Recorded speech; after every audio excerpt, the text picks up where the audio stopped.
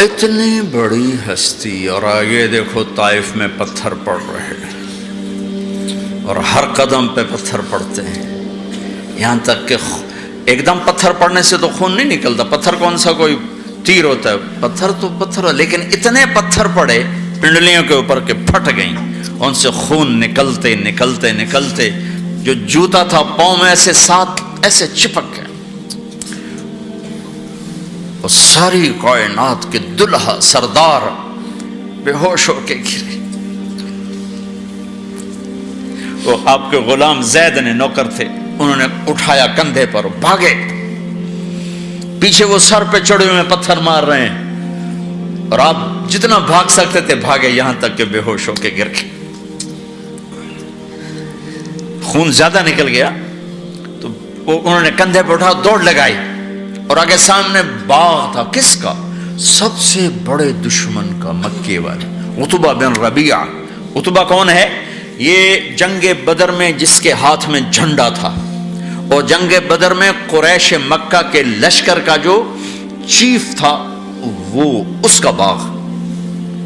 لیکن زید کو کوئی پناہ نظر نہیں، وہ باغ میں گھس گئے، اور اللہ کے نبی کو ایک انگور کی بیل کے نیچے لٹایا۔ تو جان کا دشمن عتبہ، لیکن جب اللہ کے نبی کو خون و خون دیکھا تو اس کا دل بھی پگھل کے رہ گیا، کہنے لگا ہائے ہائے، طائف والوں نے محمد کے ساتھ کیا کرتا۔ جس پر دشمن کو رحم آیا، ہمیں اس پہ رحم نہیں آیا، ہم نے اس کے آنسوں کی کوئی قیمت نہیں لگائی۔ وہ اتنا ایموشنل ہوا کہ جلدی سے گیا اور پلیٹ میں انگور توڑ کے سجائے۔ جب جانے لگا تو پھر شرم اور وہ ایک حجاب درمیان میں آڑے آ گیا، تو اپنے غلام کو بلایا، عداس کا، عداس یہ لے جا وہ جو آدمی زخمی پڑا، اسے جا کر کہنا کہ تمہیں رشتہ داری کی قسم میرے انگور رد نہ کرنا، کھا لے۔ حالانکہ موقع تھا کہ قتل کرتا، ہر وقت قتل کرنے کے منصوبے بنا رہے، موقع تھا کہ قتل کرتا۔ ایسا حال تھا کہ قاتلوں کے بھی آنکھوں میں آنسو آ گئے، نہیں آئے تو تمہاری آنکھوں میں نہیں آئے۔ چند پاؤنڈوں پہ اپنے نبی کو بیچ دیا۔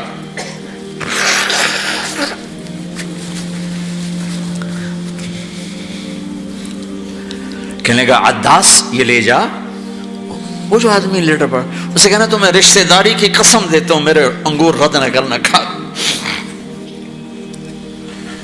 عداس آئے اور آ کر انگور پیش کیے،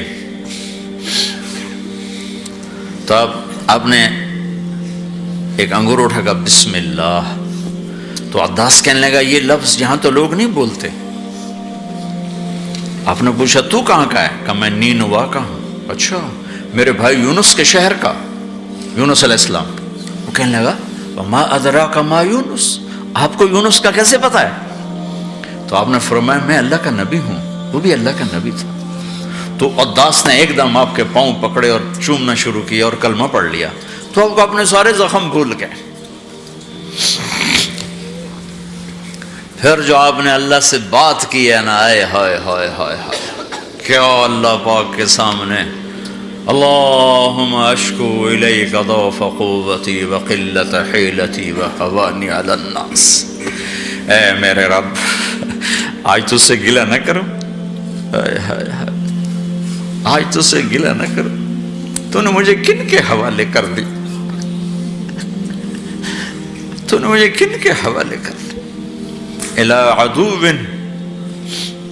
ملکتہ امری او بعید یتجحم، ایسے دشمنوں کے حوالے تو نے کیا جنہوں نے میرا یہ حال کر دیا، تجھ سے کون سا چھپا ہوا ہے۔ ساتوں آسمان لرز گئے، عرش کانپ اٹھا، اور جبریل فرشتے کو لے کر ایک سیکنڈ کے کروڑویں حصے میں حاضر، یا رسول اللہ حکم فرمائیں اطبق علیہم الاخشبین، یہ دو پہاڑ اٹھاؤں گا اور یوں ایسے چکی کی طرح یوں کر دوں گا۔ نبی رحمت، نبی رحمت، نبی رحمت، ارے تم تو آپس میں رحمت نہیں رہے ہو، ایسی فرقہ واریت کی آگ میں جلے ہو کہ ایک دوسرے کو سلام کرنا چھوڑ گئے، ایک دوسرے کے پیچھے نمازیں پڑھنا چھوڑ گئے، اور جاؤ پاکستان میں دیکھو ایک دوسرے کے خون کے پیسے پھر رہے ہیں۔ یہ کون سی امت ہے؟ یہ کون سا اسلام ہے؟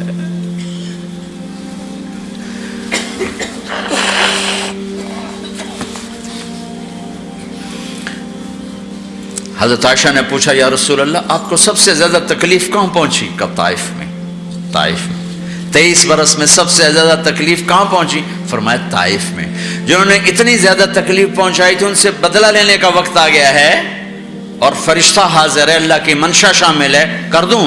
کہ نہیں، یہ نہ صحیح، ان کی نسل میں شاید کوئی ایمان لے آئے، لعل اللہ ان یخرج من اصلابہم من یوحد اللہ۔ یہ نہیں تو ان کی نسل ہی شاید کلمہ پڑ جائے۔ میں عذاب دلانے نہیں آیا، میں تو رحمت بن کر آیا ہوں۔ ما بعثت لعانا، میں لان تان کرنے نہیں آیا، انما بعثت رحمتا، میں تو رحمت بن کے آیا ہوں۔ اب ممبر پہ بیٹھنے والے لانتیں برسا رہے ہیں اپنوں پر۔ امت بنو، مسلمان بنو۔ اس دعا پر آسمان کے فرشتے روئے ہیں۔